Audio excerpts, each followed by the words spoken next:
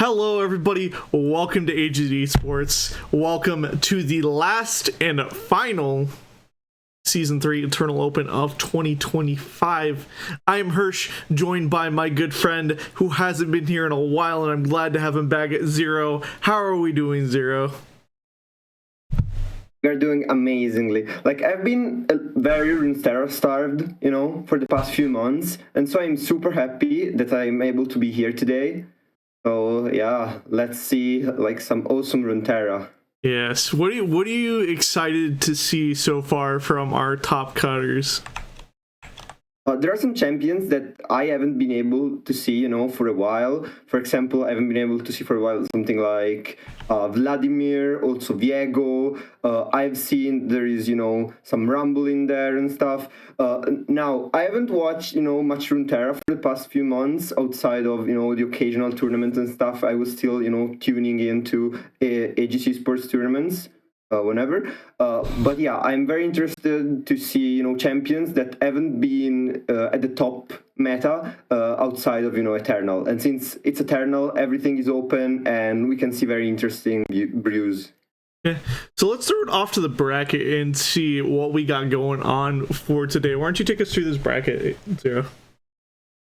Okay, we have got Aegis versus Trey as the first matchup, and we see that Aegis is bringing something like very aggressive, like Nyla TF, Jinx Lulu, Azirelia. Meanwhile, Trey has got a more, even though they are aggressive, they have much bigger stats with Jaxorn, Scouts, and they win your deck. So that's a very interesting matchup, because on one end, one player wants to focus only on attack, and the other one wants to stay on the board a little bit more, maybe scale into the game and then win through a decisive attack. In the second matchup of this bracket, we see Angel versus Gali, and Angel is bringing us a lineup with Poppy, Ziggs, Jaxorn, and Elder Dragon, Morgana, and interestingly Fiora. Meanwhile, Gali has also a very aggressive lineup with Jinx Lulu. Jinx Lulu has got a lot of appearance rate in this top cut. Diana Nocturne, so Fearsomes, and Raven Rumble, which is also a very aggressive deck. Then we have Lunaya versus Cardinals. And Lunaya, very creative decks. Of course, the Scouts one, then the Elder Dragon Galio Morgana, and this Kaisa Sivir, but with the addition of Nidalee. That's very interesting. I hadn't seen that yet. Kaisa Sivir with Nidalee.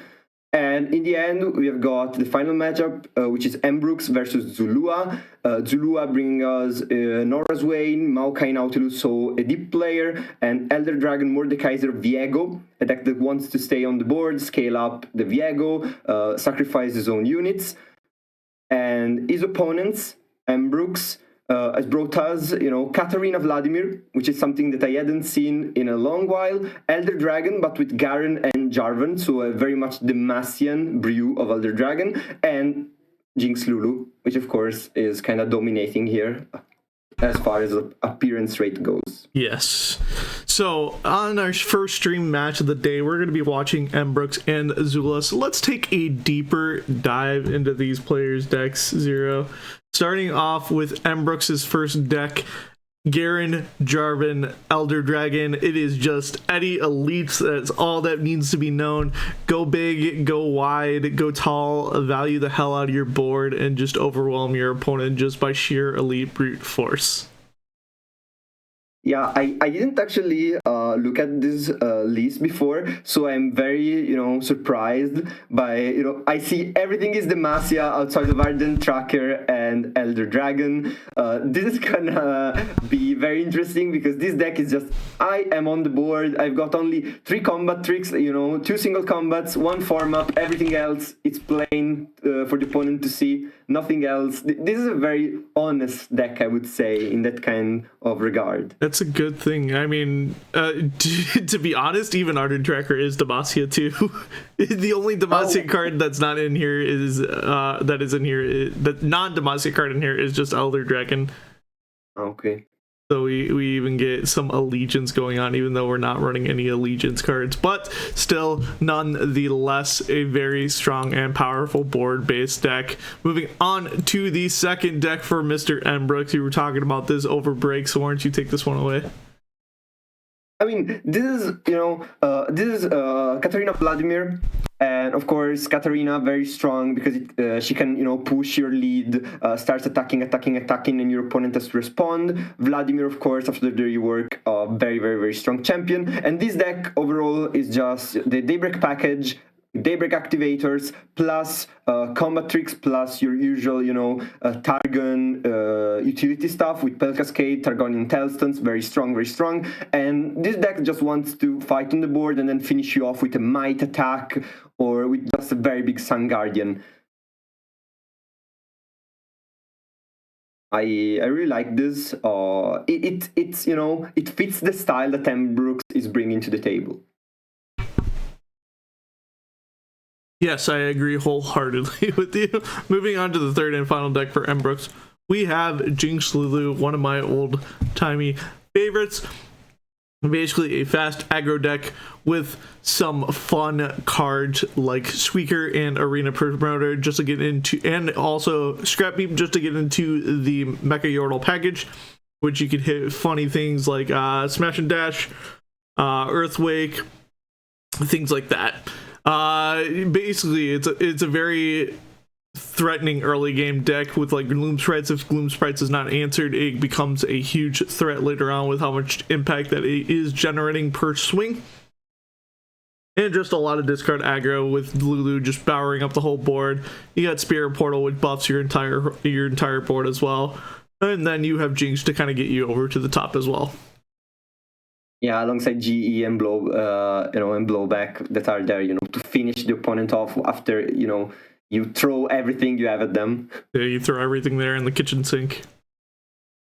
Moving on to the other side of the matchup, we are going to look at Zula's decks, which is Viego, Mordekaiser, Elder Dragon, something that I actually haven't really seen together. I haven't seen really Mordekaiser and Viego work together with Elder Dragon, so this is very interesting. I think Elder Dragon is just there, to get a little bit more value from your Hydrovine, because when you play Hydrovine, you get the choice. So you maybe get, an Hydrovine with the Harud, with the Deathless keyword, which is very, very strong. Yeah. And of course, this deck wants to play like kind of board control, sacrifice your own unit with a Halberd. You have the Vile Feast, you have the Death Grasp. You just want to survive, scale into the late game, and then overwhelm your opponent with Viego and Mordekaiser, even though they don't have overwhelm, but you still do because they are so big. Yeah, and moving on to the second deck, a region combination that I haven't seen in a very long time, Bilgewater Shadow Isles. And this is Deep. Oh, I forgot about Deep. I completely forgot Deep was a thing. It's been so long since I've seen Deep. I just completely forgot about it and put it on the back burner. I've been scarred so many times. I have PTSD from this deck. We needed Eternal, We needed Eternal to bring back Deep, and I wonder if we're gonna see the deck out. I wonder if we're gonna see the deck out win condition. We have 3 more Mordekaisers, we have only 1 Nautilus. Okay, so it's not a 3-3 brew, it's 3-1 as far as the champion goes. And yeah, it's Deep. We have Ruination to reset the board as a one-off. We have Soul Harvest as a one-off as well. Those are the most interesting things, I think. Yeah, and when Maokai flips just to get us there faster to the end so we don't have to wait for the opponent to deck out, we can just make the opponent deck out faster. We have Watery Grave to kind of get us there over the edge as well. Just add, that card is so sick. Just add insult to injury right there. And moving on to the third and final deck, we have Bandle City Nox's Swain Nora, a very good control deck in my opinion, that is able to basically hold the board as much as possible, get Swain over the top to the end with Levy and cheeky things like Lord Broadmane as well to kind of hold your board down. Yeah, you say Swain Nora. I say that the main character of this deck is actually Lord Broadman most of the time, you Yeah, know. pretty much. He's so annoying. He prompts immediate removal because if you don't immediately remove him, he can snowball the game so fast. Yeah, I 100% agree. I absolutely hate Lord Broadbane so much. I hate the card so much. Again, another card that gives me PTSD so much. But here we are. We have all 6 decks all at once. What are we thinking for bans here, Zero? Let me think. If I were Ambrooks, probably I would ban Deep just because it's very annoying. Like, it's super annoying. It has stuff that goes on the board. It can, you know, heal back up some HPs if he plays the Walrus. I haven't really noticed it, but it could play some stuff that heals back up some of your opponent HPs. The other decks, I feel like they might be too slow. Like, okay, Lord Broadman might be worth a ban because you have got the Masya, you have got, you know, the Vladimir, Katarina, but I don't really see an Elder Dragon ban. But maybe I'm wrong. What do you think instead? No, I mean I could see the Deep ban. Honestly, banning Deep or banning Nora Swain is perfectly fine for Embrooks. They are both annoying decks that you don't really want to deal with, especially with this kind of lineup. It's kind of like, which one do you hate the most? For Zula, honestly, you can ban it. All these decks are basically wanting to do the exact same thing, except for Jinx Lulu. Jinx Lulu just wants to burn you to the finish line. Whereas Katarina Vlad and Elites, they both are doing the same thing. They are valuing their board as much as possible and just overwhelming you with a bigger board. Yeah, exactly. So I think maybe I would just ban the faster deck, or maybe if you're Zula, you may think, okay, I may lose to Jinx Lulu, and then I ban the most annoying deck that I'm gonna go against later. That can be a strategy too. We are waiting for the bans to be submitted by the players. Oh, man. Okay, we see the Katarina Vladimir ban and the Swain Nora being banned from both sides. So we have the 4 decks that we're gonna see this match.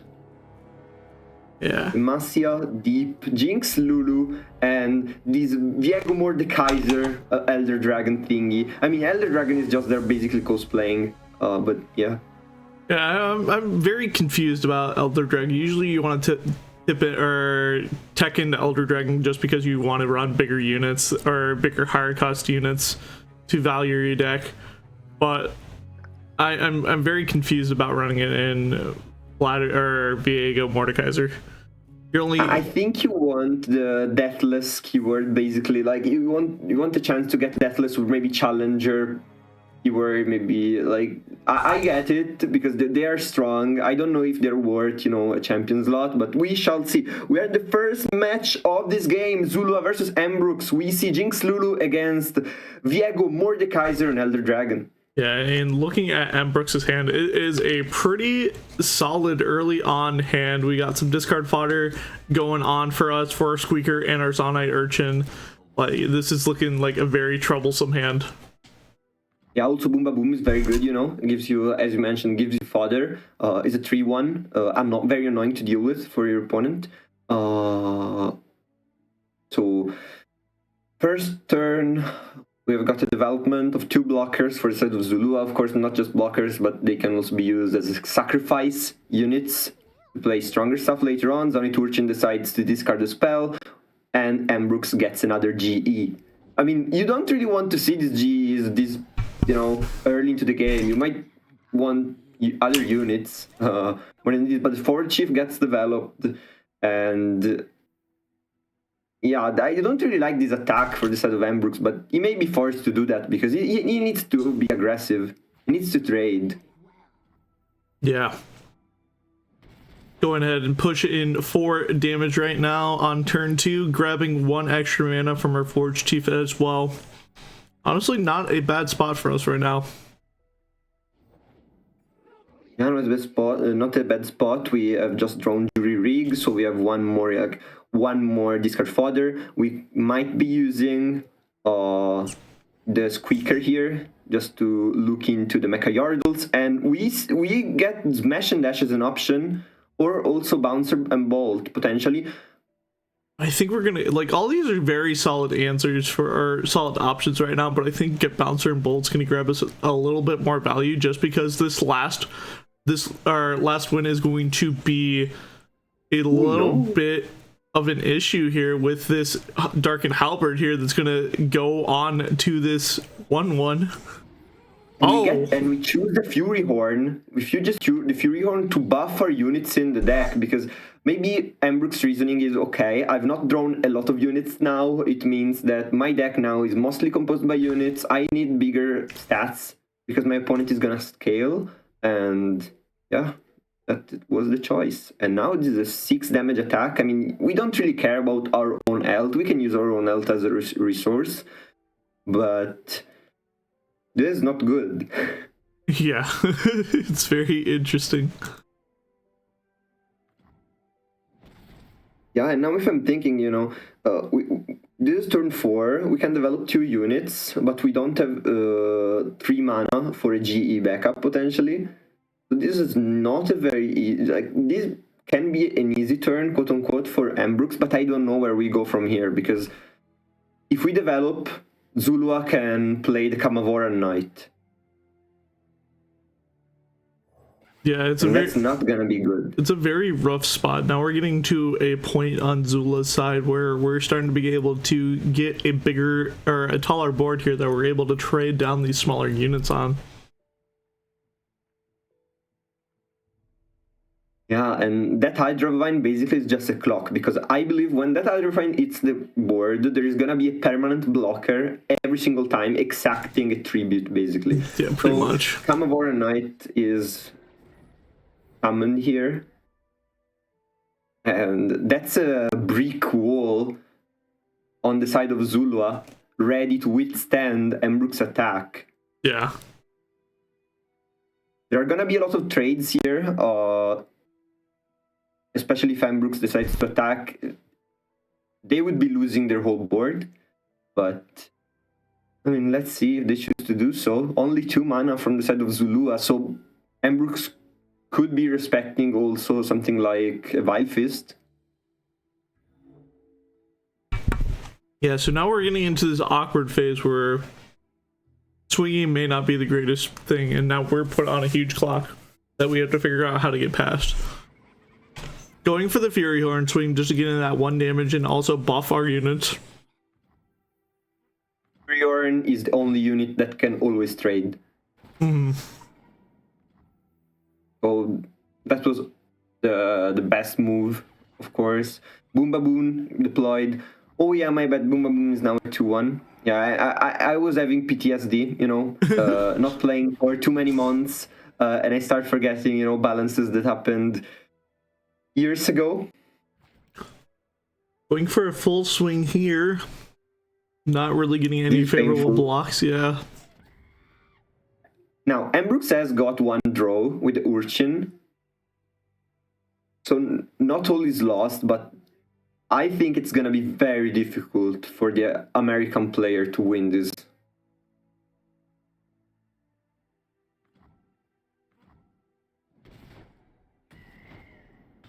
Okay, so the trades are done. Zamri Turchin gets played, another Boom Baboon. Now it's a 3-2.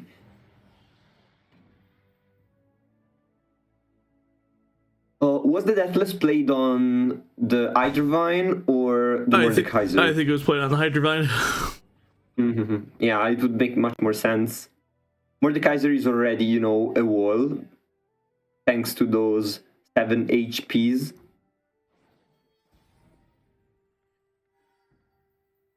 But the Lulu comes in. Oh, maybe this Lulu can turn the tides. This Lulu can get our chompers to a 4-4 if we want to. But no, okay, we decided to go for the open swing because our opponent could be developing. But this is playing exactly into Zulua's game plan. This is not gonna do damage. This is just gonna do too little damage. And we see on the other side of the bracket, AJ the Pro 2-1 or 2-0ing Trey moving on to the next round. And so Azirelli advances 1 more round.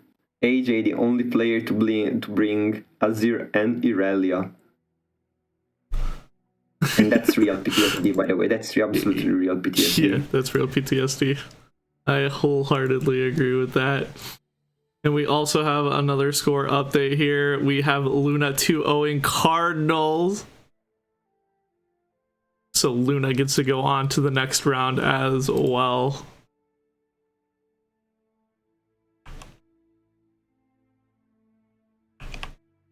And then we also have one last score update. Everybody's going too fast, man. Angel 2-0ing Galilee. But I'm telling you, everybody that has got an aggressive lineup is winning, basically. Okay, let me check again the Angel lineup. Yeah, Angel has got an aggressive lineup, but a little less aggressive compared to the others. But yeah, these matchups have been super fast. We are still at game 1. And the control deck is winning. So yeah, we are in still for a little bit of time. This round is gonna last for a little while.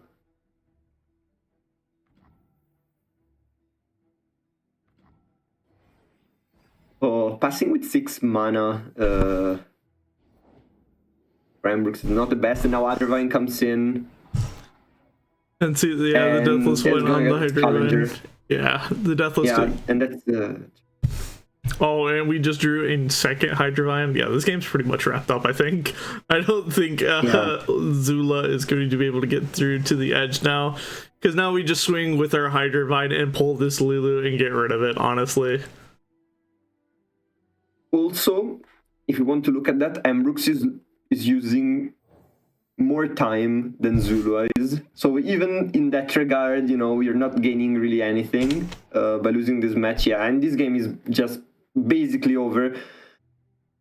I mean, there may be a possibility, if Ambrooks top decks, another get excited, the blowback, maybe there is some hope, just maybe, but this is gonna be difficult. That's 11 damage that we have to burn through, basically, because we are never getting through over the board.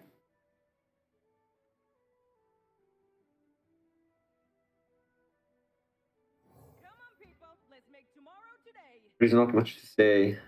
Let's see just what happens here, because we are getting to turn 8 now. And so the Mordekaiser or another Hydrovine. Would you play Mordekaiser or another Hydrovine? Oh, another Hydrovine. Hydrovine, 100%. Okay. Yeah, just to build like the infinite wall. It can never be broken. So we're basically going to send in this Flame Chompers and get excited to face just to try to get things to the end here. Yeah. So we are pushing 2. No, we're pushing. Oh, now we're definitely pushing 2. Yeah, I mean, I guess we were pushing 2 anyway because of the 3 mana spell, the Holograsp. I don't remember how that's called. Yeah, grass. It's Death's Grass. I did not see that, but yeah, we are pushing only 2 damage. Yeah, we were only pushing 2. So this is not enough, but there may be some top decks because 6 is still very low health if you're against a Jinx Lulu. Okay, the Vengeance is also going to be used. Okay. No, we're not Vengeancing a 2-1. No way. Yeah, oh my god. Vengeance.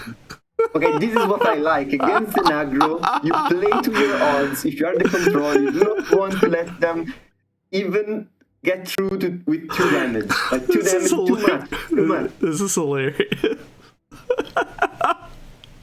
Okay, we just used 9 mana to get rid of 2 2/2s. Okay. 2 2/1s. Okay. 2 2/1s. That is hilarious, man. I love it. I'm here for it. Yeah, we are definitely here for it.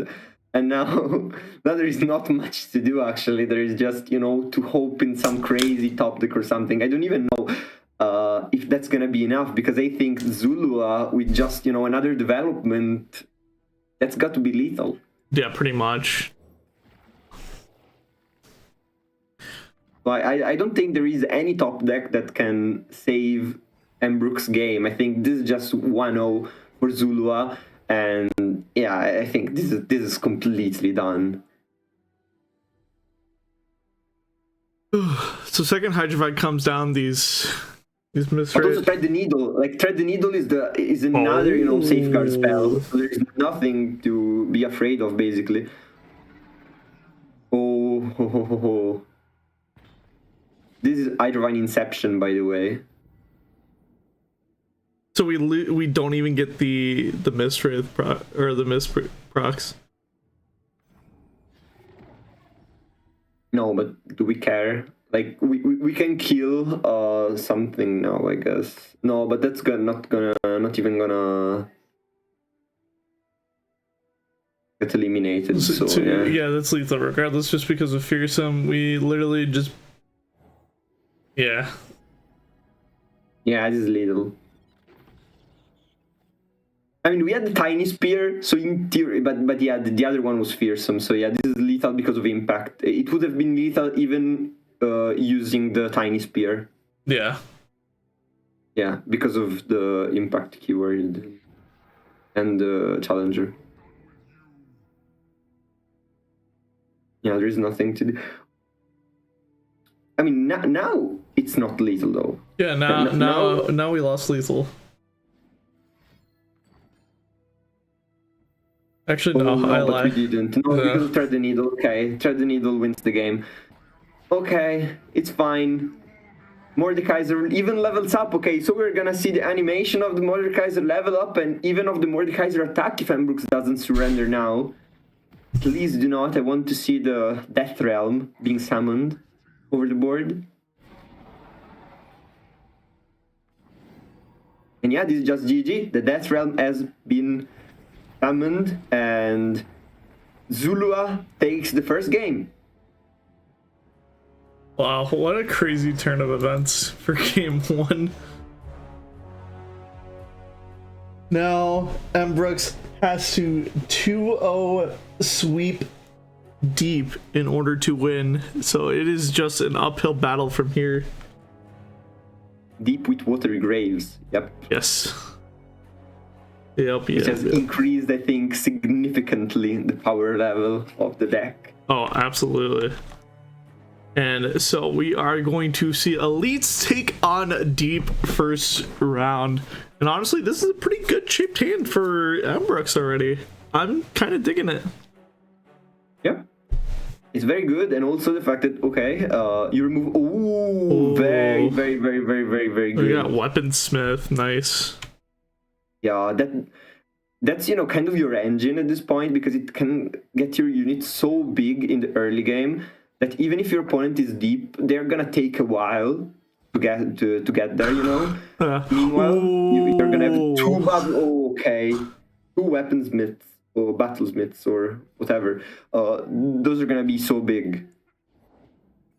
I agree with this 2 damage swing early on. You get another first Battlesmith down, and then next turn we play second Battlesmith plus our Cythria. Cythria of Cloudfield. We take the 2-1 trade here. Yeah, we want to actually get our board, to remove the units that are not gonna be buffed.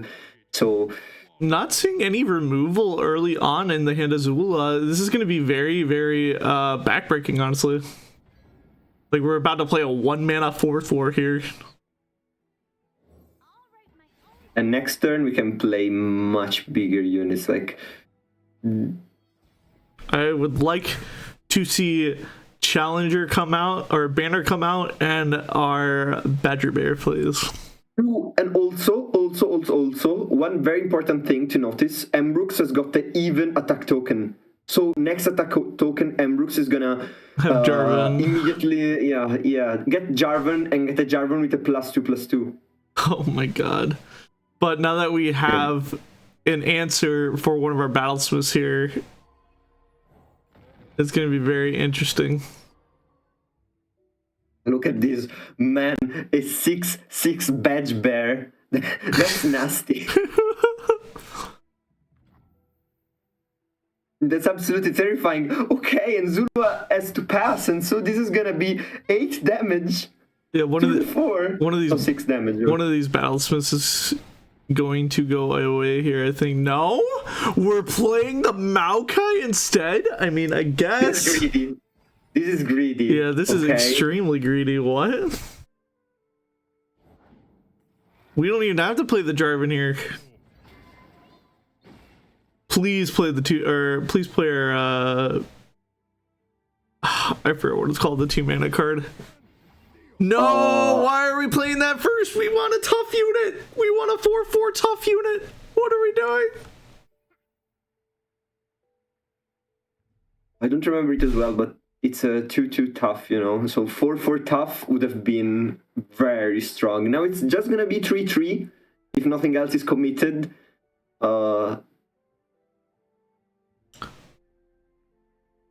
One battlesmith is gonna die, most likely.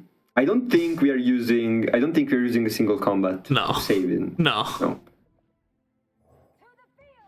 No, the Vanguard Defender. Yes, Vanguard Defender. Yeah. Honestly, having a 4/4 Vanguard Defender and a 4/4 Sergeant is honestly a lot more value, in my opinion, just because that tough keyword makes pings very backbreaking into it.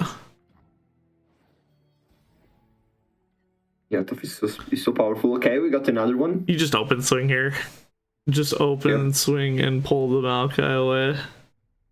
Yeah, the Jarvan is pivotal here, thanks to his, you know, first summon when you attack.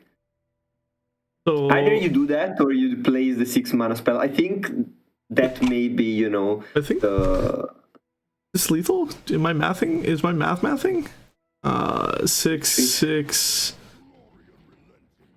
This is 7, Probably. 8, 9. No, it's 9 damage going through. No. Okay. Well, because that's also a drain, right? The 3-mana spell that Zulu has is a drain. Yeah. Am I right? Yeah. Yeah. So only 9 going through, just because we're gonna block our Badger Bear and our Sergeant here. And then we can also drain the Battlesmith here on top of that to make it even less. yeah, so we just take 5 total. We go down to 7 HPs. But the board is completely on our opponent's side. The thing is, Zulua can reset the board next turn. Zulua can absolutely reset the board. And if Ambrooks doesn't draw another unit, Ambrooks is not in a good situation. If he doesn't draw another unit immediately, the Renation is gonna hit very hard. Yeah, this is also the biggest issue with this deck, is because this deck wants to overextend. It wants to have a wide board just to have that presence.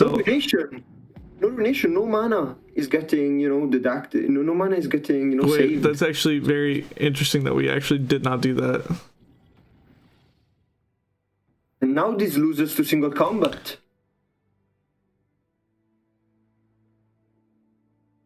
Now this just loses to single combat.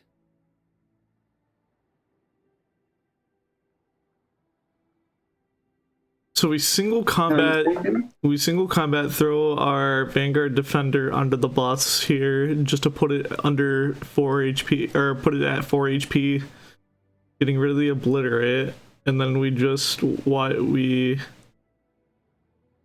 kill we strike with Jargon. Yeah, we strike with Jarvan against the 6/8. Yeah, the Cataclysm here can just, you know, I guess the 6/8, yeah, because Jarvan has got 8 attacks, is gonna get barrier again, can swing. I mean, not playing Renation here is a turning point. I believe when Zulua is gonna watch this game again, he's gonna see the situation, and probably though this was we're killing the Jarvan. Oh, we're letting this go through? For the time? Was the time that low remaining? Was the remaining time that low? Yeah, the time, or he got roped out. That's very interesting. That actually kind of throws things back in Zula's favor now. I didn't expect this, to be honest. I absolutely. Oh no, Ambrooks is AFK. Ambrooks must be AFK.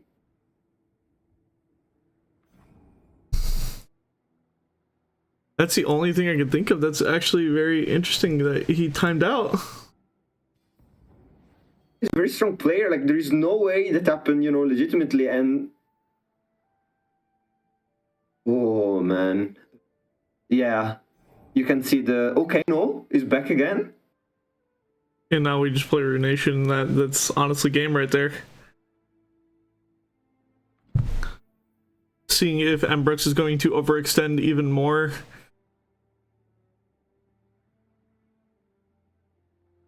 This is so sad to see on one end because Ambrooks was playing really well, was doing everything, you know, completely right. And then maybe for the time, maybe for other reasons, but the Jarvan got obliterated and now he's on the back foot because cannot develop more. And okay, now this is just gonna lose to Renation. He will be able to get rid of one unit on his opponent's side with a single combat now, but other than that, there is nothing. Oh, not even doing that. Oh no, because everything is getting removed. No, I'm stupid, of course. Everything is getting removed. And now there's really nothing to say. I don't think Ambrooks is gonna have enough firepower, at least for the next few turns. Yeah, this is going to be very, very rough now.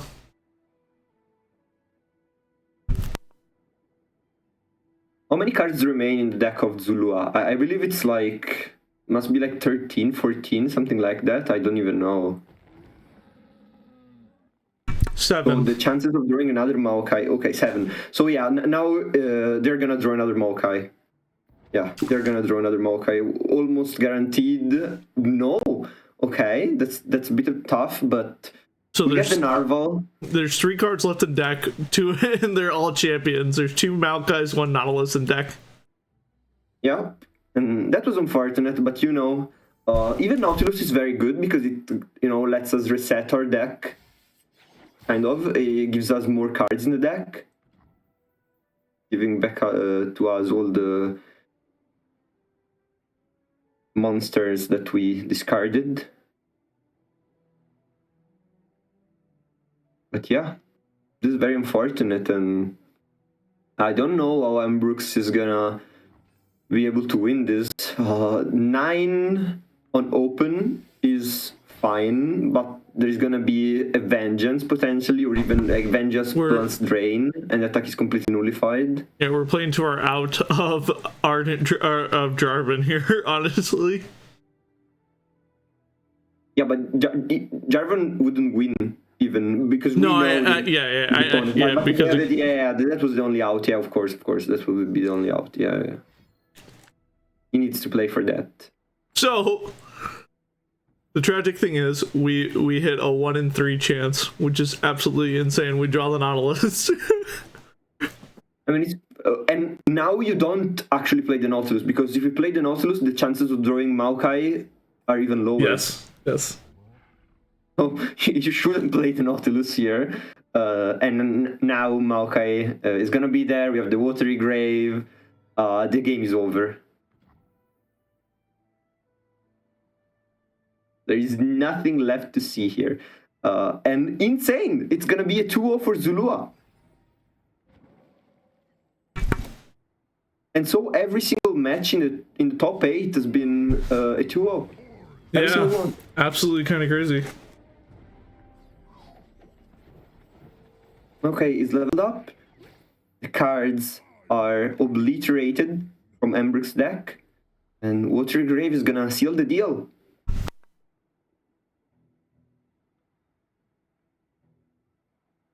And as we said, this elite Demacia Elder Dragon deck is very honest. It doesn't have, weird combat tricks, doesn't have weird stuff generating value or stuff like that. It's a very honest deck. There is nothing that they can do against something like this. Watery Grave is going to completely demolish the last remaining cards in the deck, and this is just gonna be GG on draw.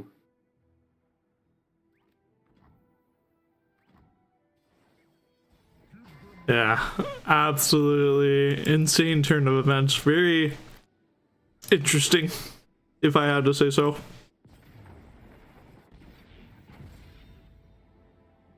And Very unlucky as well for Ambrooks, because they couldn't, get their action in the game. But yeah, that's also part of the rules. And so congratulations for Zlua taking down the American player and advancing to the round of 4 to the semifinals. yeah, with a quick, every match was a 2-0 so far. I'm wondering if today is just going to be full of 2-0s.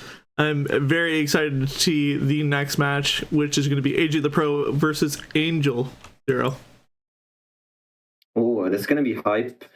So we're watching Azirelia play probably, or is it going to get banned? We shall see if that's the case in the next matchup. Yeah. And with that, we are going to take a quick break here, and we will be back shortly with the next round.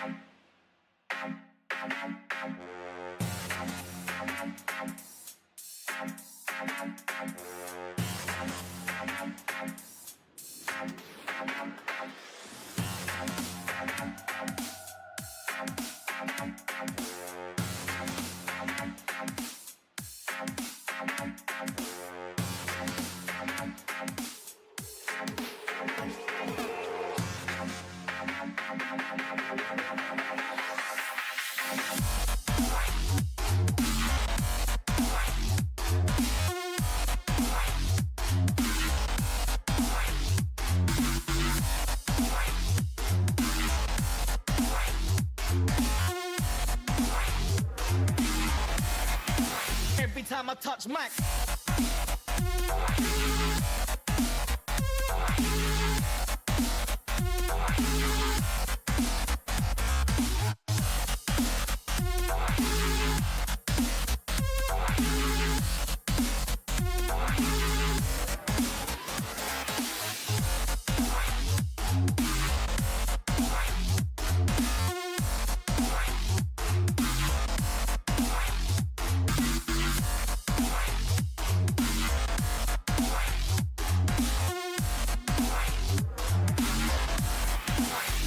time I touch Mac.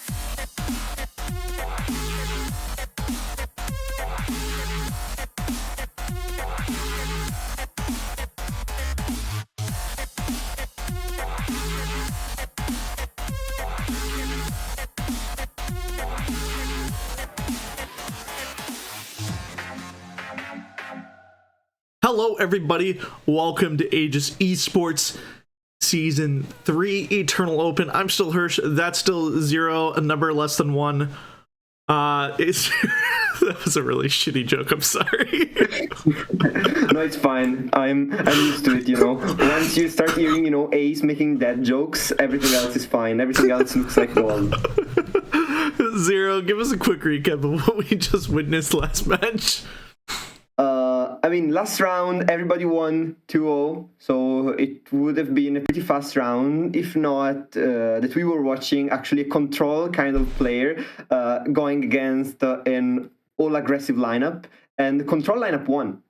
So there was a really heartbreaking moment where the Jarvan could have been saved, but it was not, was left to perish. And Jarvan, in front of his men, led the charge and died against, you know, the Shadow Isles Mist. And yeah, that was very sad. And it led to Zulua winning against Hembrooks. Yep. And let's throw it to the bracket screen real quick and see where we're at right now. Right now, we're, as you see, as we said earlier, every match was a 2-0 leading on in the first round. In the second round, we have AJ the Pro versus Angel, which is what we were going to be spectating, and Lunaya versus Zulua. I'm hoping I'm saying that right. So with that, let's get right on into the decks, because these players are itching to go. We'll start off with AJ the Pro's first deck, a throwback to last Worlds Nyla, or somewhat throwback, I would say. Nyla Twisted Fate, a drawing deck that wants to flip either Nyla or TF as soon as possible just to get that board going and get that control going, because once TF is flipped, honestly, in my opinion, 0, and this may be a hot take, I don't know, it may or may not be, I think level TF is the most broken champion in the game. And it's been like that since TF was released. I don't think why, I don't know why people still say it's an hot take. It's just like that. Yeah. So not much to really say, just a fast aggro tempo deck that just wants to draw through your deck because drawing is cheating apparently. Moving on to the second deck of the night, we have another Lulu Jinx deck. Not too different from Brooks. The only difference I'm really seeing is that we're opting in for more arena promoters and no scrap heaps, which is very interesting. Yep, and the last deck that AJ is bringing is the PTSD one. It's the Azir Irelia deck list, and this version is actually super consistent. You see, everything is basically a 3-of, so nothing left to RNG, no really tech cards. It's just a well-rounded deck list, very consistent, wants to win, wants to attack, and wants to attack again. Azir Irelia. Yeah, we also are running 2 Rite of Passage and 2 landmarks that I've honestly never seen before. The Emperor's Army, for those of you who don't know, it is a story landmark. First cast, summon 2 Sand Soldiers. Second cast, predict. Third cast, when you summon an ally this round, give it 2-0 this round. Yeah. +2/+0, yeah, that's basically for round 6, I guess. Usually round 5, round 6, round 7 gets utilized and can lead to very, very, very strong swings, especially since Irelia summons unit, Azir summons unit, the Dai has a summons unit, and so you keep summoning like 5-0 units non-stop. Yeah. 5-1s, 5-1s, 5-1s, and they just attack you and you die. I'm gonna make another story. I'm gonna make another shitty joke just for warning everybody. in a world this deck, bringing this deck right now in this time in this day and age is very fitting with ChatGPT and Sora going around. Why not bring AI to the meta? Okay. All right, going on to Angel's decks for the day. We have Fiora Morgana, This Elder is not Dragon. Fiora. This is an Asia deck. This is an Asia deck. Gets it has got like very very high mana, high cost units, and Elder Dragon to boost them all. You have Mobilize. You have Cloud Drake. This is an Asia deck. You don't get baited by Fiora. Don't get baited by Fiora. Now this is an actual Elder Dragon deck, just because we are now seeing Elder Dragon in action. Even though we are bringing only a one of Elder Dragon, we are seeing a bunch of different units coming in to value the Elder Dragon with Ancient Yeti, Spectral Matron, Otacon, and as you mentioned before, Heisho. This is gonna be fun. I think this is gonna get banned, but we shall see. The next deck that Angel brings to the table is Jax Ornn. This has got, very big stats, very big weapons. You have the Wild Claw Ferocity to do sneaky lethals and like not so much sneaky overwhelm attacks. And yeah, this is a well-rounded list, and we know how Jax Ornn works. It works perfectly, and yeah, it has got overwhelm, so we're happy. I miss this deck so much. I wish I could play this deck again. Moving on to the third and final deck of the night, we have Bandle Swarm, another throwback deck that I have not seen in a long time. Ziggs, Poppy, swarm the board with as much damage as possible with our aggro, with our burn, with our impact from Stone Stackers and Gloom Sprites, just getting as much damage onto the board as possible and burning our way to victory with Noxian Fervor, Decimate, and Pokestick, and also Brothers Bond as well for those cheeky side swipes to the face. This is a 2021 throwback with some additions, of course, because some other very good cards that fits the archetype were released. But this deck was a menace back then, and we shall see why Pokestick has been one of the strongest cards in the game forever. Yes. Any deck with Decimate, I'm all over it. That's all I gotta say. Moving on to the matchup screen where we see all 6 decks all at once. What are we thinking for Bands Ace or Zero? Sorry. now I have become Ace, but I'm not. I'm no snail. So okay. If I am AJ, I banned Elder Dragon one because I don't want to deal with that. I don't want to deal with that kind of things. With H and all of that, because AJ I don't think has the tools to go against such a snowball. On the other end, if I am Angel, probably I'm banning Nyla TF. Is super strong, always has been super strong. As you said, the last World Championship was won by Nyla TF, like last match, Stalpinator playing it, and very very powerful deck. Yeah, what do you think instead? Yeah, honestly, I think, just looking at Angel's lineup, it's honestly rough to begin with against Age of the Pros lineup. Honestly, I think it's going to be a very big struggle for AJ to kind of get past this. He has to have very strong early game hands to get past it. Versus, honestly, Angel's probably going to ban either Nyla TF or AI, in my opinion. Mm-hmm. If you're AJ, like whatever you're banning, the other 2 decks are gonna be very difficult to deal with anyway. As I mentioned, I would probably ban Elder Dragon just because Elder Dragon is very very powerful, but the other 2 decks are probably more likely to be banned because they are more on the board, are more early game focused or have bigger stats. So we see AJ bans the Jax Ornn and Angel bans the Jinx Lulu. So our predictions were not that much on point, but yeah, so we're gonna see the Poppy Ziggs, the Elder Dragon, the AI, and Nyla TF being played. Yeah, this is gonna be very very interesting matchup. I'm honestly excited to see both Nyla TF and AI come in with the new landmark tool or the new story that we have. And honestly, it's been a long time since I've even seen a Nyla TF deck. I've been seeing more Nyla Janos, but I digress. It still cheats, because it draws a lot, but it doesn't have the landmark. So it is a little bit less counterable, I would say, because the landmark, okay, you can have the explorers are very, very good, very strong, and they can remove landmarks and stuff like that, aftershock and all of that. This one doesn't have it. Very, very powerful and very aggressive. And so we are starting off with the Poppy Ziggs against the Nyla TF. Honestly, I would probably just kick the house spiders on Angel's side and keep the rest, but instead Angel wants to keep everything, which is honestly okay too. I'm perfectly okay with this. Starting off with a Legion Saboteur, just to be able to push that potential 3 damage, and if not, we're okay with a trade and just pushing that 1 damage early on. I'm okay with this. If you're AJ here, would you develop the Urchin? And AJ says, okay, yeah, I might lose actually 1 spell, I don't mind. And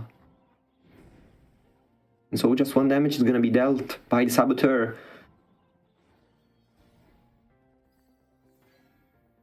I prefer kind of the curve that Angel has got in end, because, you know, you have the Stone Stackers, you have the House Spider, you already have the Poppy in end ready to swing, and then when Poppy swings, is very strong because, of course, buffs everything with her.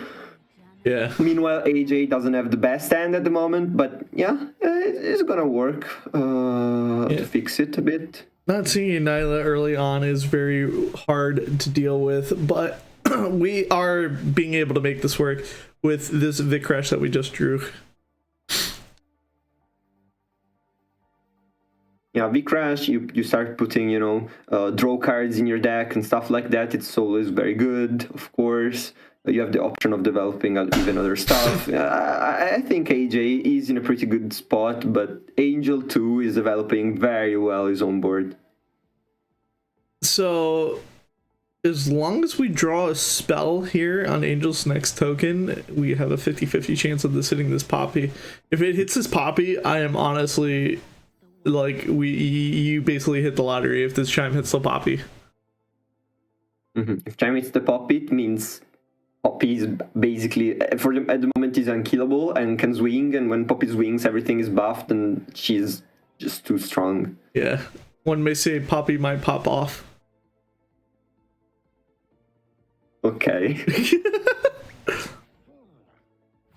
So going for full trades here, value trades here, getting the Miriam to also get a good value trade as well, going down to 15 HP on turn 3. Still not that great for AJ, but it's workable. It did not hit the Poppy, it hit the Pigeon. Oh no. Ooh, it did the Pigeon. Okay. Not the best, but we can work with that. Probably we can still work with that. Yeah, we can definitely work with that. House Spider's coming down now, and we're gonna see a Crimson Pigeon come out as well. So we're starting to get to this awkward point where we're now running out of gas on Angel's side, and now we have these 2/3/1s with quick attack now, just being able to swing for swing easily for 6 damage each turn now. Yeah. But Poppy now is gonna die 100% because, of course, yeah, this is kind of heartbreaking. Poppy is getting removed immediately, and of course the V-Crash with some draw in our deck for AJ. So AJ is not out of gas. It might seem that he is, but he's really not at the moment. On the other hand, Angel also has got access to some draw spells. So it all depends. Will they top deck them or will they not? Going down to 6 HP, playing for top decks. Both players are out of cards right now. We are in a top deck game right now. This is crazy. Honestly, I think Nyla TF probably has better top decks overall, like in a vacuum. But yeah, everything depends on kind of RNG draw at this point. AJ knows that in his top, 4 cards, 3 cards of the deck, there is some draw for sure. But yeah, stress test is not it. Stress test is not it. And NR is the top thing on the other. No, it's Ziggs, not NR, of course. That's Ziggs. I don't know why I was being NR. Probably because of Bundle City. Yeah. Oh man, this is getting backbreaking now. You have to throw a stun out. You have to throw a gold card on this Ziggs right now. Otherwise, you just basically lose the game. Or you might gamble, do blue card, and go from there. That's a gamble. And we do see And AJ is gambling with me. Oh no. The gamble didn't pay off. Okay, maybe it did. Okay, listen to me. Would you pick a card now, or would you play another TF next turn? Honestly, I would play the pick a card right now because like we are getting towards the late game and we need as much hand value as possible. Like this TF is not going to be doing anything for us right now. We know our opponent has got some burn because the Ziggs is not being contested right now, Yeah. and the Ziggs kinda can burn us down in 2 other attacks basically. So we need some draw now, and I believe we are gonna get it. It's gonna be a lot of cards being drawn for AJ. We're in the late game. He's probably gonna be able to play a lot of cards as Slipstream, very good. But whoa, this is not really what you need. But okay, now the draws have been a little bit more fixed. The TF is gonna be played 100%. So I would like to play this Urchin first just to kind of fish. Play the stress testing, get rid of the... Okay, now we're cooking. Now we are absolutely cooking. Yeah, we are actually cooking here. We red card here now. Now we're starting to get this swing tempo in our favor. This Nile is flipped as well. So here's the... Oh, we're fishing for fervor. And we miss. And this is lethal? Is this? This is 100% lethal, yes. And it is lethal. And like you see, guys, one turn, everybody's out of gas. Everybody's on top deck. Next turn, Nyla TF draws 50 cards. Like, you know, does some coffee, makes some coffee, and wins the game out of the coffee. This is insane. Look at this. It's just gonna be lethal thanks to the suit up. The suit up lethal. I hadn't seen that in a long while.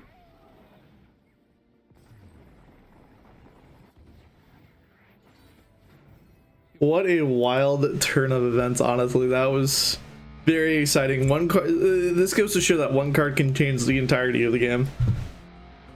That card was TF.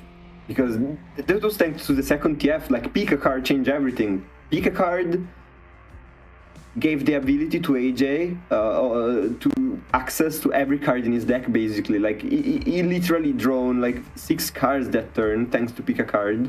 Yeah. And now it is AI versus Bandle Swarm now. For those of you who did not see, Luna did 2-0 Zulua. Sorry if I am butchering the name, but Lunaya is going off into the finals against whoever is the winner of this match. Imagine we got another 2-0 here, and that would mean that in the top cut everybody all the finalists have gone into a perfect run to the top cut. That would be insane. Emperor Dias, Ribbon Dancer, Desert Wrath. Probably. I would be okay with Emperor's Dias right now. Yeah, I was thinking about it as well. I mean, the Emperor's Wrath is good because it helps us, you know, set up more, like much stronger soldiers later on. But I think you need the base ground to summon things when you attack, and the Dias is doing just that. Yeah.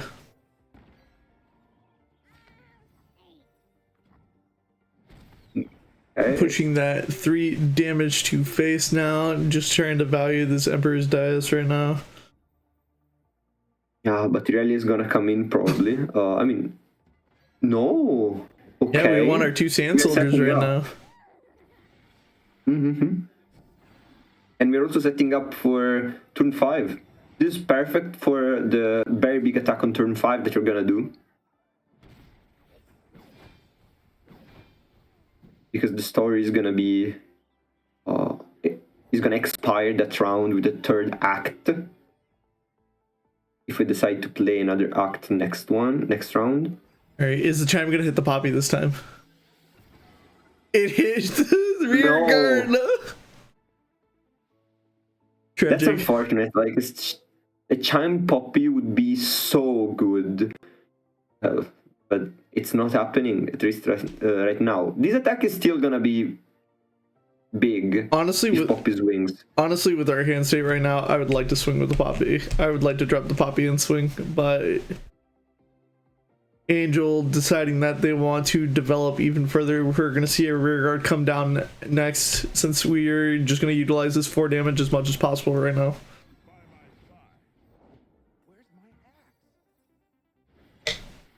Going to predict now with the story. Yeah, second act played. I would be okay with sparring soon here. Yeah.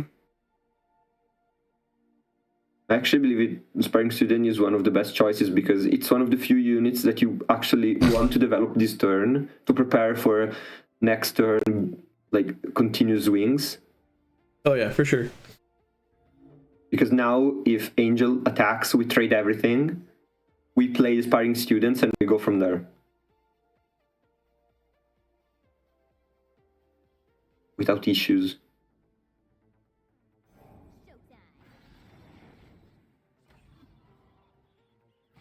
Okay.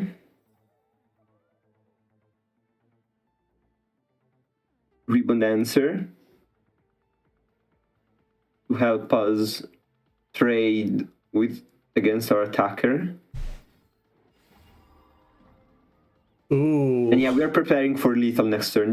This is a sign that we are preparing for lethal. So I wonder if Angel won't attack. If I were the Angel here, I would be scared. This attack is very scary. This is very scary. I think Angel is losing. Angel is gonna lose next turn.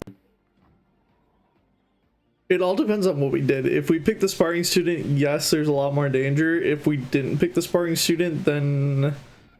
But do we need him? Do we need the Sparring Students? Like, we're gonna have our units very big either way because of the third act of the landmark of the story. It's only 1 unit, though. Right. So we're giving it to the Aurelia here. No, we're giving it to the... No, it's every unit you... Oh, it is! Didn't you know this? I knew this, Ersh, by the way. I did know this, by the way. But this is why I said that they were preparing lethal, because now we're gonna have the Irelia attack and then the final swing. I did not read that properly.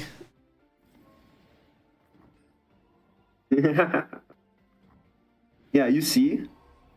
Those are all three ones, and so everything is gonna have to be traded, and it's not even gonna be enough.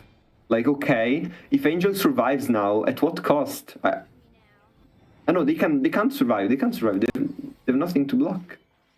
They have nothing to block with. Yeah, this is very interesting. I think honestly, developing the Poppy earlier would honestly put us in a better spot. And it's another 2-0. Every single match has been a 2-0 so far. 2-0 quarterfinals, 2-0 semifinals, and now we're gonna get onto the finals with 2 players, like both AJ and Lunaya, who has won every single match. Oh. We're getting into an interesting match tonight, honestly.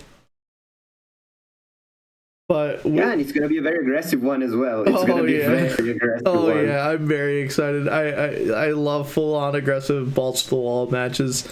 But with that, we're gonna take a quick break here, and we will be back shortly for the final match of the night.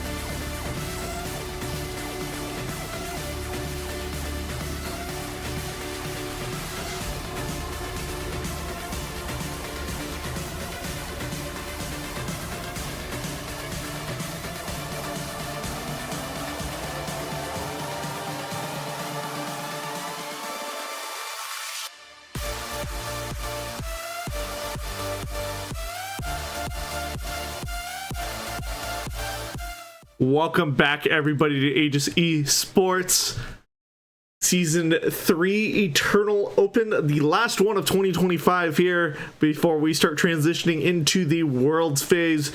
I'm still Hirsch.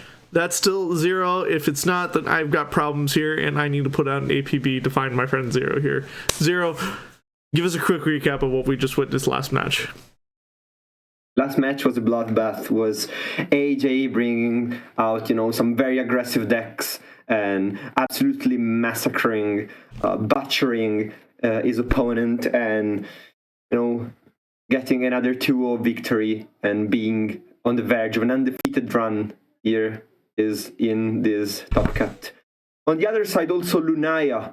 She's on the verge of another undefeated run, and so 2 undefeated champions will meet in the finals, and that's the coolest thing ever, because only one can win, and the other one, of course, has to lose. Why can't we all just win? Maybe the real. I don't know. Maybe the real prize is the friends we've made along the way. Surely. I mean, if everybody just won all the time, that wouldn't be fun, though. This is true. This is very, very true. So let's throw it onto the bracket scene. Let's see the journey that these two players came across on the way here. We have Age of the Pro 2 owing Trey in the first round. We have Angel 2-0ing Galley in the first round as well. Lunaya 2-0ing Cardinals. And then we have Zula 2-0ing Brooks in the first round, rounding that up. In the semifinals, we have Aegis the Pro 2-0ing Angel, which we saw on stream last match. And we have Lunaya 2-0ing Zula as well. And moving on into our final match, where we are right now, present day. There's nothing like the present right now. We have AJ the Pro taking on Lunaya for the final match of the day, and your winner of the Season 3 Eternal Open. So let's throw it straight in the decks real quick. We'll take a look at AJ's decks real quick, since we just saw him win. We saw Nyla TF in the first round, completely flipping the game because both players were completely out of cards, out of gas, but TF with pick a card saving the day, throwing all of our cards back in the hand and drawing us a slipstream into the win.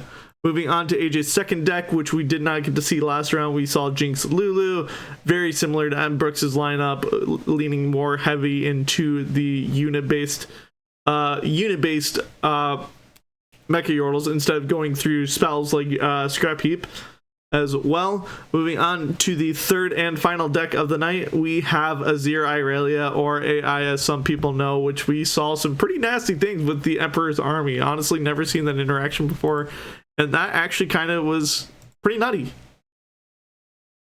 It was very, very, very powerful.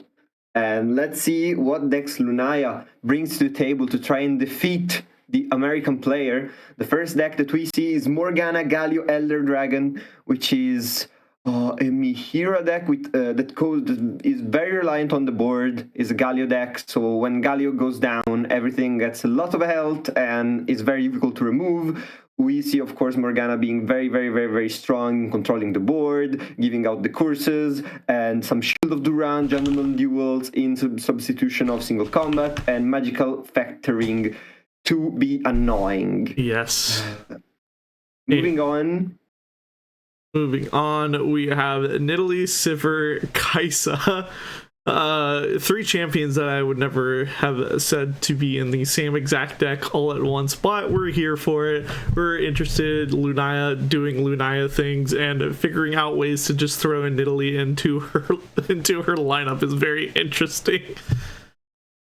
Yeah, I mean, this is a Sivir Kaisa that also plays Nidalee, so that can play, like, Avenging Vastaya. We see the Durand Protege, which I have never seen in this kind of deck list, which is interesting. Of course, the Radiant Guardian being a very, very, very powerful unit.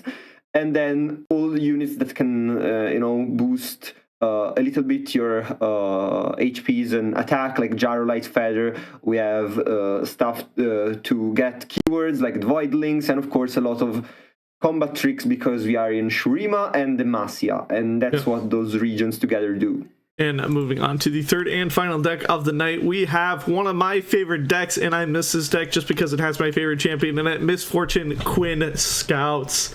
Another board-based aggro tempo deck that wants to swing as many times as possible with Scout and also generate as much units on the board in order to flip the MF or flip the Quinn in order to get us the win here. Funny enough, this is probably one of the only decks that you're actually going to be able to flip Misfortune in. Fun fact for you. And look at the 9-mana spell.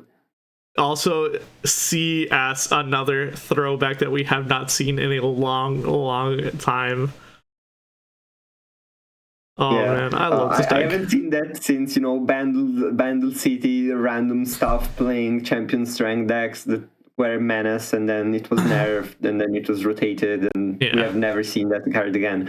So very interested to see that card play out again in PvP. Misfortune Queen, of course, a classic of Runeterra. Like, since the first expansion, since Bilgewater, complete classic of the game. Nothing much to say. So there actually is one thing I do want to say. One thing that I do notice, there is a card that is sticking out to me that we have taken out of this deck, and it's very interesting. For some reason, I don't know why, maybe if Lunaya wins, we'll be able to ask. We took out two to three copies of Scrutinizing Sergeant, and instead, we put Patricite Charger in here. And on top of that. That's actually very interesting, and I want to know why, because I feel like Scrutinizing Sergeant made this deck very, very good, just because you were able to do cheeky things like bring out a double MF, for instance.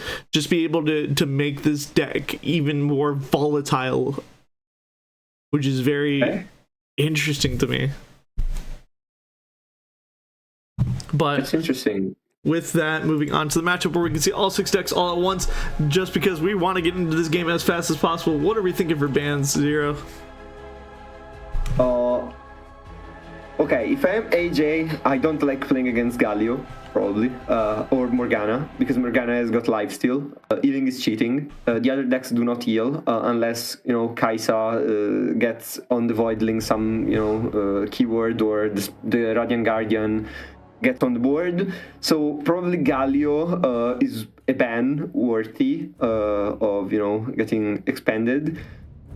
On the side of Lunaya, I don't know. This Azirelia seems pretty strong, don't you think? Yeah, honestly, I do agree. This is a very interesting matchup to see. Like, we're seeing a lot of early game going up against a full-on mid-range to late game deck. Honestly, Lunaya is very favored into this matchup, just because, like, we have the tools to be able to deal with aggro, we have the tools to be able to make efficient trades and whatnot.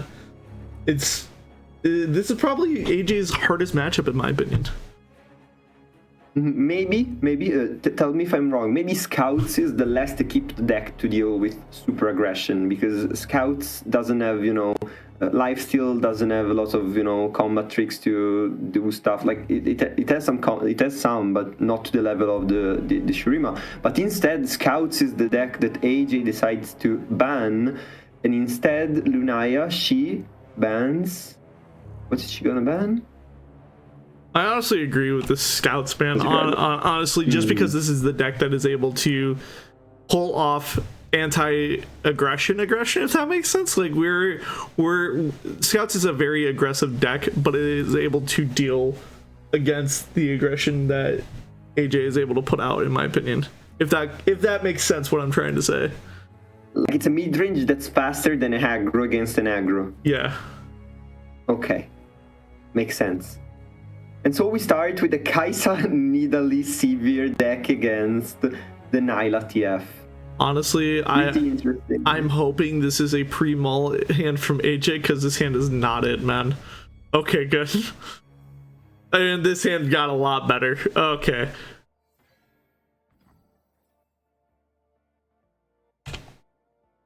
Honestly, much better. I'm okay with passing here. Like, AJ's hand is not that great right now, and I don't want to risk anything with Pull Shark, really, and having to toss.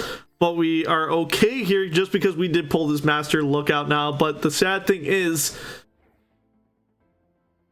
we either have to send it back, or we just let it go to the grave and play the Nyla instead, just to get our slipstreams in the deck going. But we opt for... The question is, I have a question for you, Ursh. Would you play the Duran Protege on the Petricite Birdwing or not? Because no. It gives him tough. It would give it tough. I would not. No, you just wait for the Severe or the Badge Bear or something better. Yeah, I would grab as much value as possible, probably throwing it on the Sivir, just because we have the cheeky thing that Sivir does when she's flipped, and to be able to give everything tough.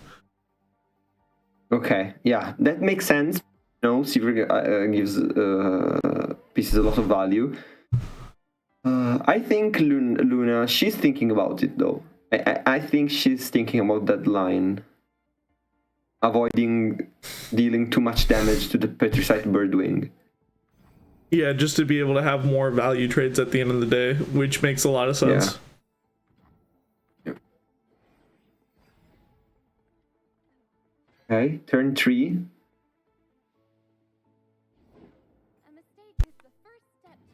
Yeah. Duran Protege play on the Petricite Birdwing that can now go on to trading stuff without any difficulty.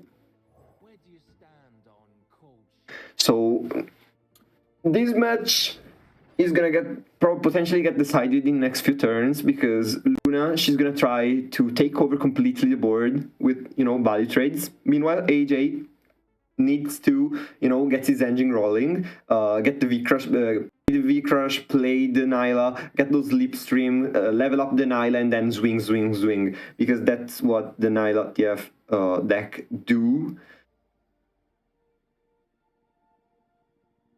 The V-Crush could be played, the Nyla could be played. Okay, I like the Nyla potentially being played here, because we have Nyla, we have the 0 mana cost, Master Lookout, and we have a big board then. Our board would be pretty big. Nothing to say. Luna decides to pass, avoids committing. For 6 mana for AJ is a lot, and AJ can do all sorts of stuff. And Luna could now play the Tailstones to get full value to this Petrified Birdwing. Could even deny this if she decides to do so. AJ though has shown that he has some fast speed spells, at least. So I think Lunaya knows that he has in hand at least a Mystic Shot or a GE. One of those. Of course, we know that he has both. Yeah, Petrified Broadwing getting targeted. Let's see how Lunaya decides to respond to this aggression.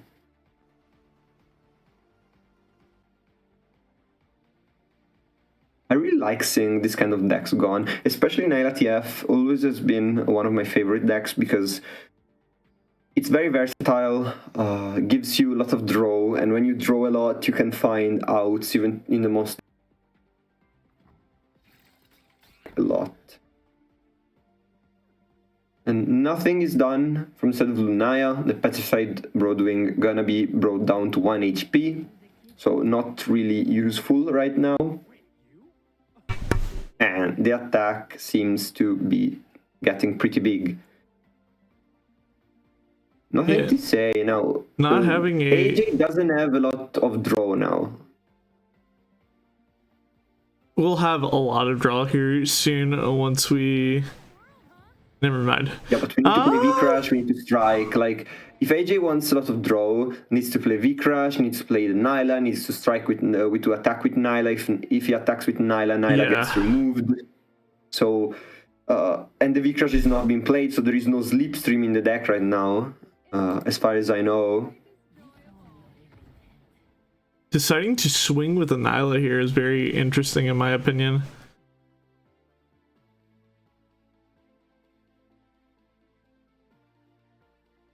Like, I think our Void Blaster is just going to come down and block the Nyla here just to take it off the board.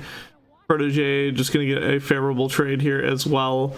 And honestly, yeah, this probably can go into this Bull Shark and we just eat the 9. Yeah, but the Nyla had to attack, because if AJ didn't attack with the Nyla, there was no engine. There was nothing.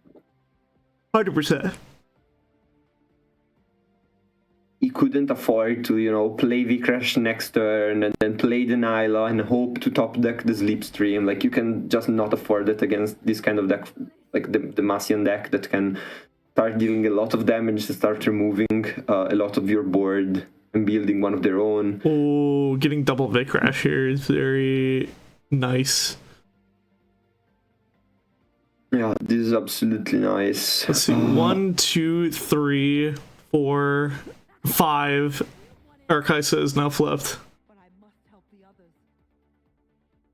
Arkaisa is flipped, and we can build up our board a little bit more to activate the keyword as well with this bad bear. And suddenly the board from side of Lunaya is much bigger than before.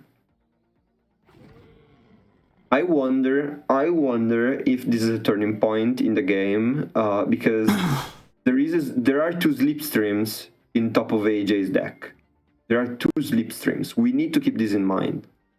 Mm-hmm. One V-Crush is not gonna connect The other one might connect if we play both before an attack next turn, because of course it has elusive, both have elusive, and there is only one elusive blocker right now for Lunaya. She's building up a very big board though. Like, she's showing us why Demacia Shurima is such a strong combination in building up board, especially around Kaisa and the evolve keyword.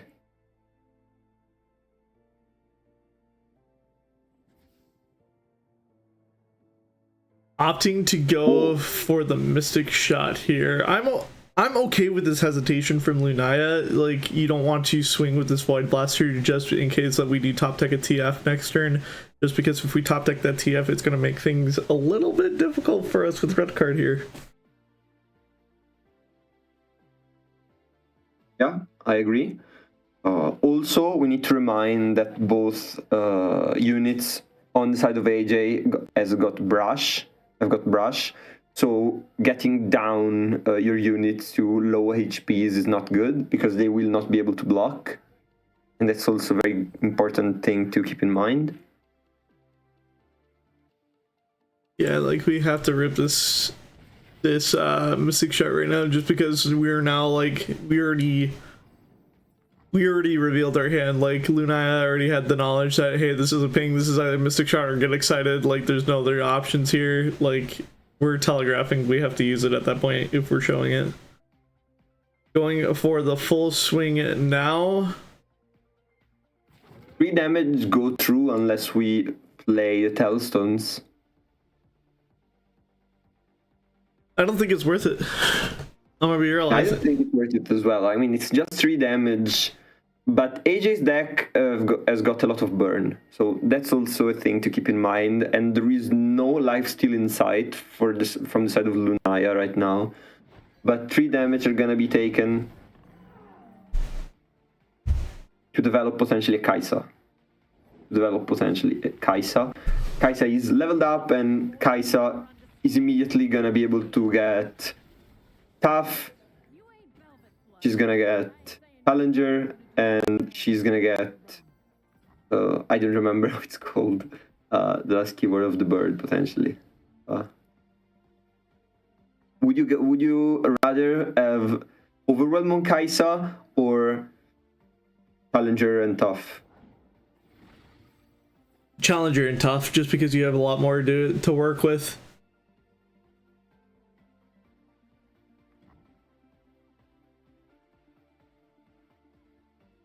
And also because the Challenger and Tough is honestly going to clear a lot of this board. Oh, wait a minute. It's not just Challenger and Tough that we're getting. We're also getting Formidable too. Yeah, we're getting Formidable. I forgot about that. Yeah, I was about to say, like, I didn't remember how the keyword was called, but of course, Formidable. And yeah. I mean, if you remember the round of 8, how fast those matches were going, I feel like the finals has already lasted more than the round of 8 for either of these players.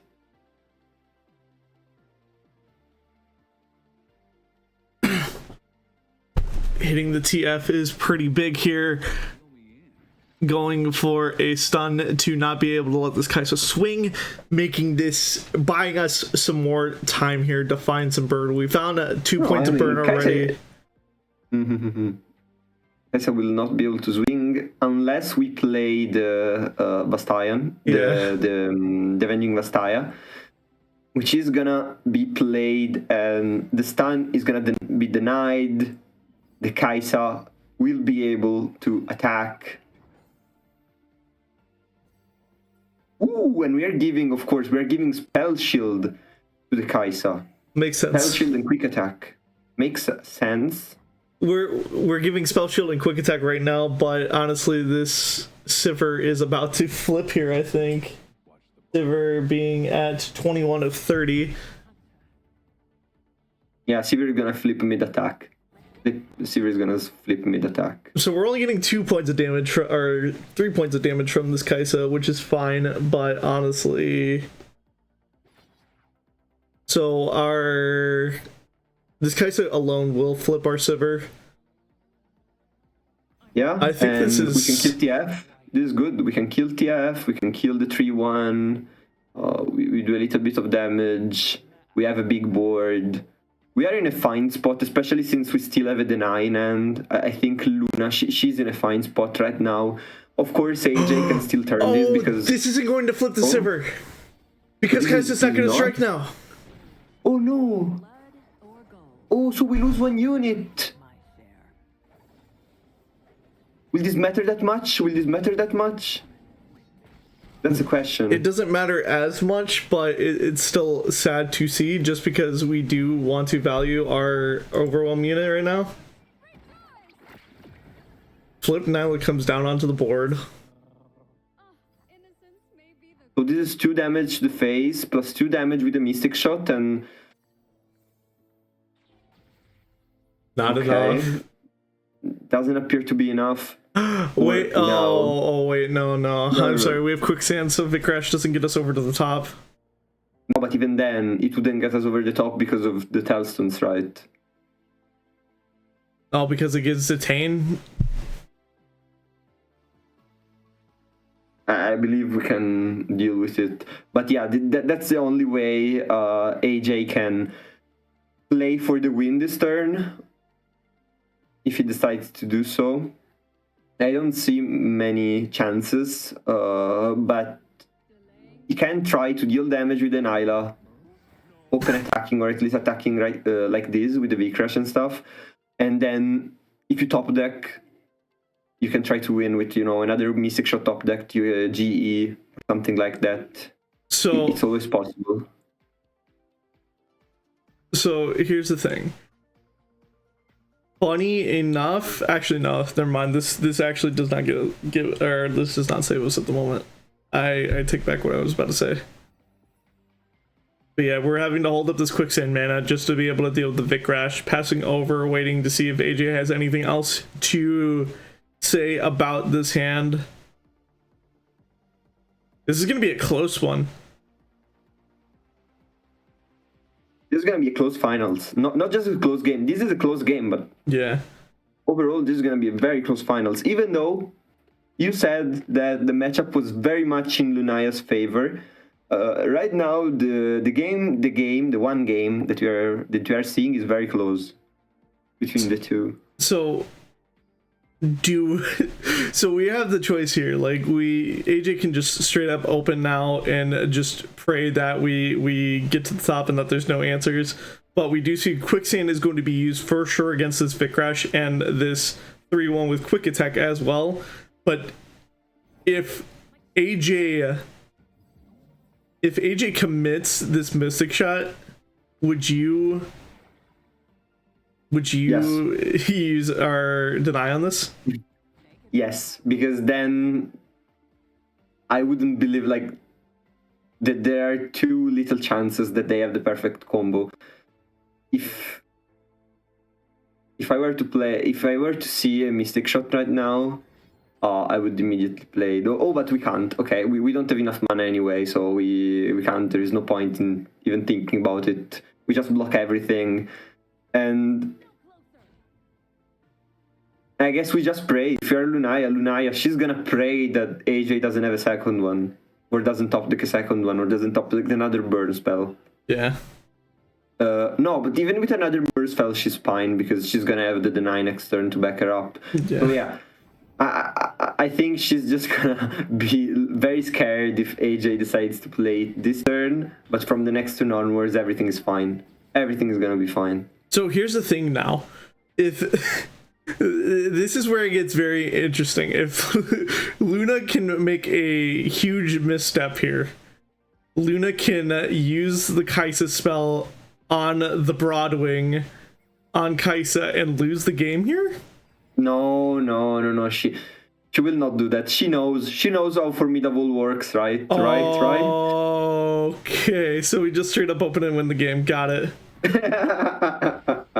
Like, why bother playing something else when just open is winning? I don't know, Ursh, but this seems the right move, right? This is not a misplay. This is just winning the game. I suppose it's the right move.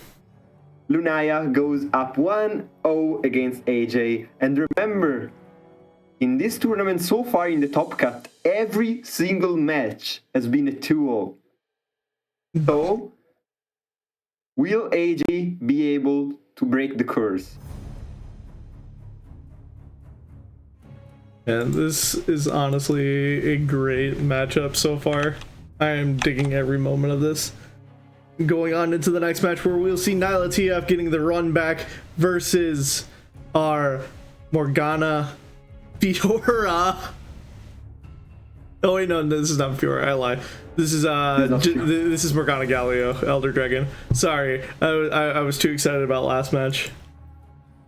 And we didn't even get to see that though. Like, we were excited. It wasn't banned. We could have seen it and we didn't. So. Yeah. Playing the Zonite Urchin, not really wanting to see the 4-mana spell get pulled in and being discarded immediately. But we do get our 3-1 out on the board to be able to have an explosive turn 1 opener for 5 damage, and we're not even blocking it. No, we're not blocking it because now Lunaya, she's gonna play the Petrified Broadwing and trade with a more with a better trade. This is gonna be a better trade overall. Yeah. So I can understand why taking 5 on turn 1 is always painful, very painful. Very few decks can actually do 5 damage on open attack on turn 1. Like the most you're doing on turn 1 is 3, always, usually. Yeah. So 5 damage is a lot. 5 damage is very, very, very, very much. Yeah. But yeah, here we see the trade. It's a good trade. It's fine. You can even swing. Like, I don't mind swinging with the Petrified Broadwing. I get why. She's not doing that, maybe buffing it more, getting the first strike with a challenger, so choosing the first, unit pulled. That's all good. Oh, are we ripping this stress testing just to keep this TF? I mean, yeah, I think we could go V-Crush plus stress test this turn. That could be fine. V-Crush, so we can, always strike and get some damage with elusive keyword, and then stress test to save TF, and we play TF next turn, and we go from there. That could be a way to play this kind of line. On the other side, I think if V-Crush were played, you would play the Badge Bear. Now, yeah. I think you might think about it a little bit more. It's not so obvious. You could still play the Badge Bear. You can also play the other 3-mana card, which I don't remember the name, but it's probably Petricite something. Petricite Charger. Yeah. So another good blocker, probably. I'm very interested in seeing if AJ decides to keep the TF or if he decides to just let it go.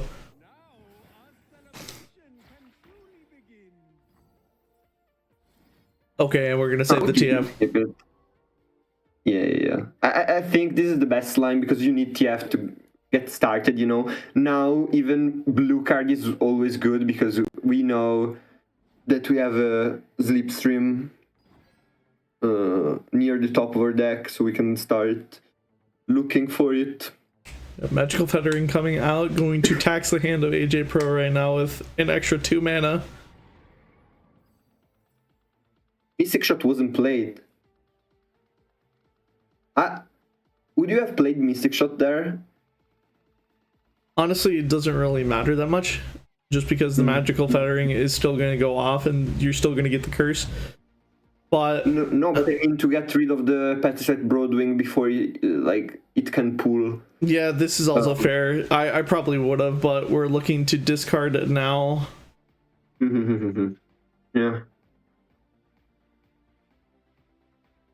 Also, the curse is very annoying because it forces us to play mana before we can rip off the Slipstream, either this turn or next one. Yeah. It is annoying. I know we can technically discard the curse if we have a hand empty, or I don't remember if we can cycle the curse back in there. I know we can with like Sunken Temple, but I don't know if we can with Miriam. I don't remember. I don't know if you can target it through. I don't think you can target it. I don't think so either.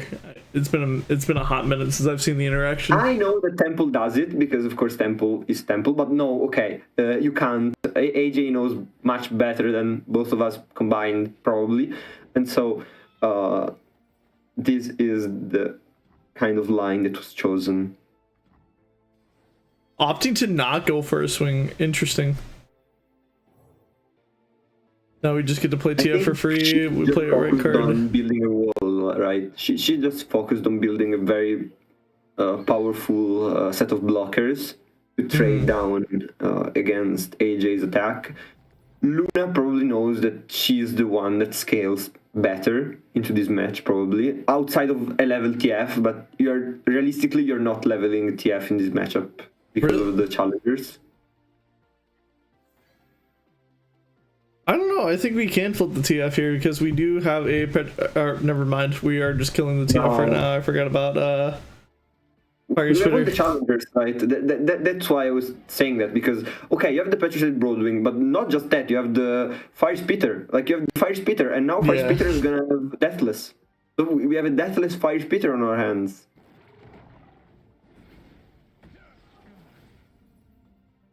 Second TF gonna come out with a gold card here. Like you have no choice. And instead, the choice was made. Ooh, okay.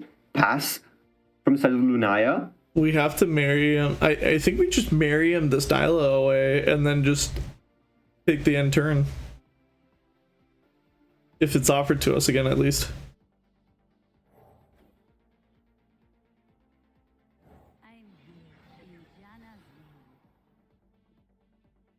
Second Mystic Shot. Oh wait, no, this isn't second Mystic Shot. This is a hand bug. It is a hand bug. It's just one Mystic.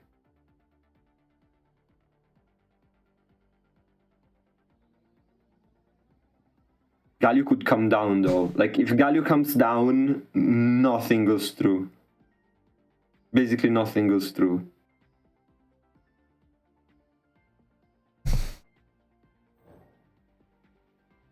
We might see the gold card here. Would you go for the gold card? The blue card? Okay, no, blue card is chosen, so... this is a very difficult situation for AJ though, because this is turn 7. He hasn't been able to generate a strong enough attack to threaten lethal, really. And now, like, Fire Spitter could come down, Galio could come down, like... Any of the top plays for Luna are good. And now we see the Galio. And... tough Galio. Like, tough Galio. What do you even do? This is the Demacian wall. Literally. The Demacian Petrified wall. The Great Wall of Demacia. Great Wall of Demacia. Yeah, you know. All right, it's time to do math. Do we have more than 25? Yes. See how quick I did my math there? Okay.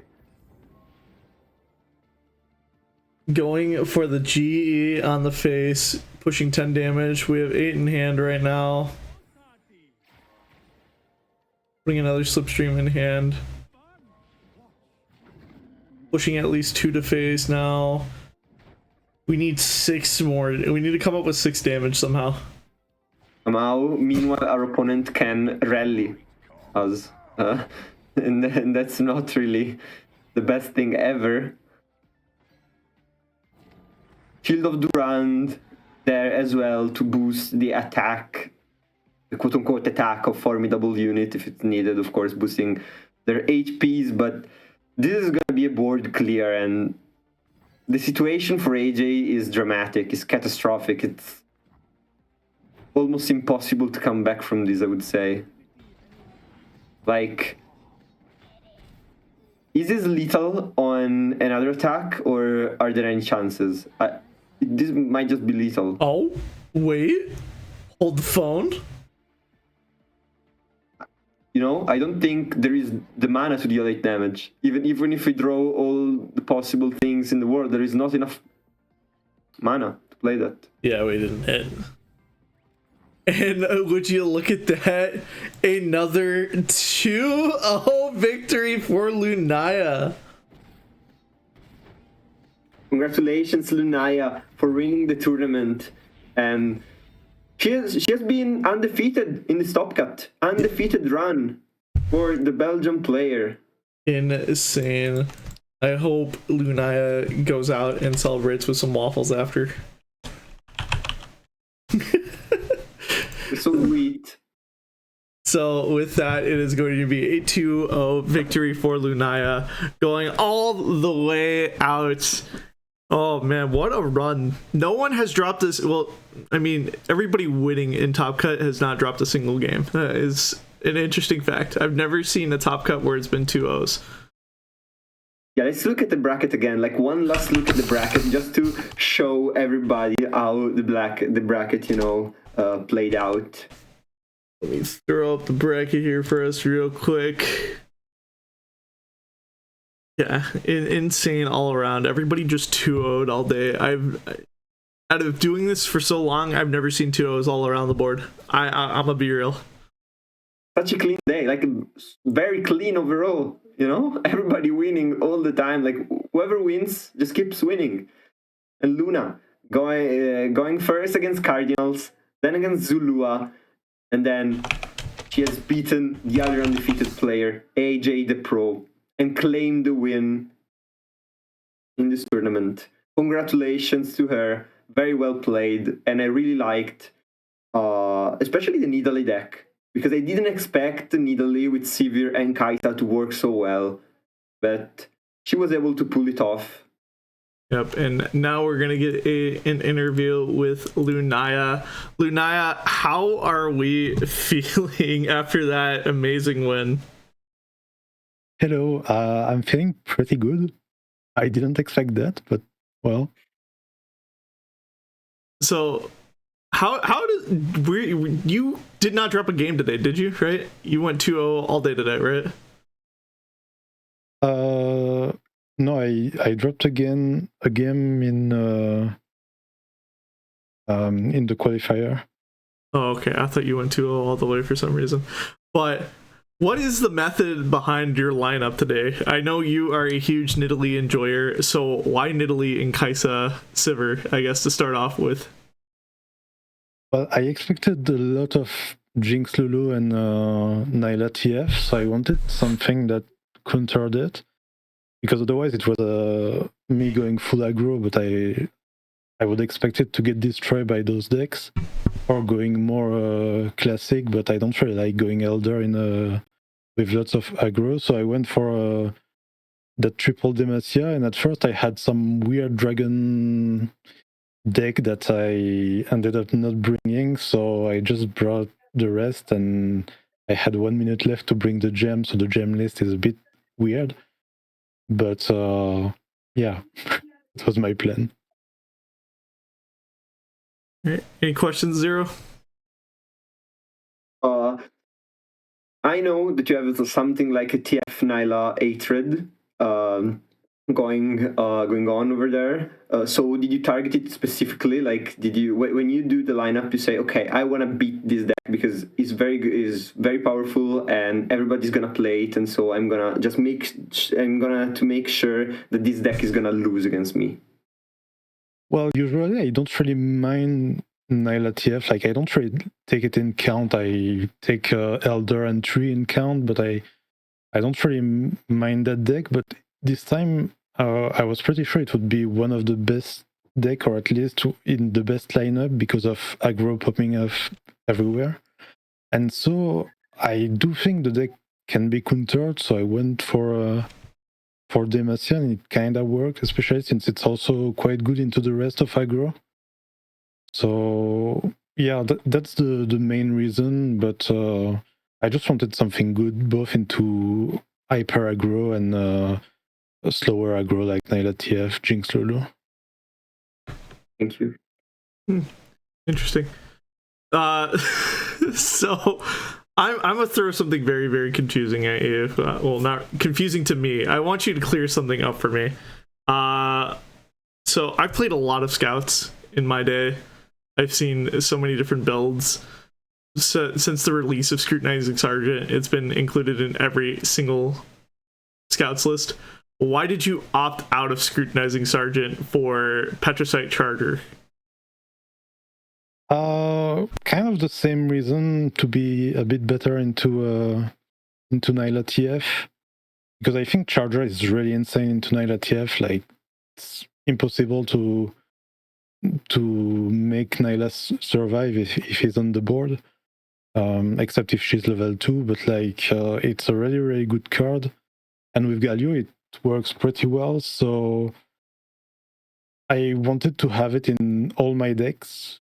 And yeah, that's kind of why I don't really like the Surgeon that much, because I was on 3 champion strength, so I preferred having it a bit less. I think I only play 1, but to have a bit more early game. Okay, fair enough. Any other questions for Lunaya Zero? I just want to congratulate myself with her, because this was a very, very, very awesome tournament, and we have seen a lot of amazing plays from you specifically and all the rest of the players. Thank you.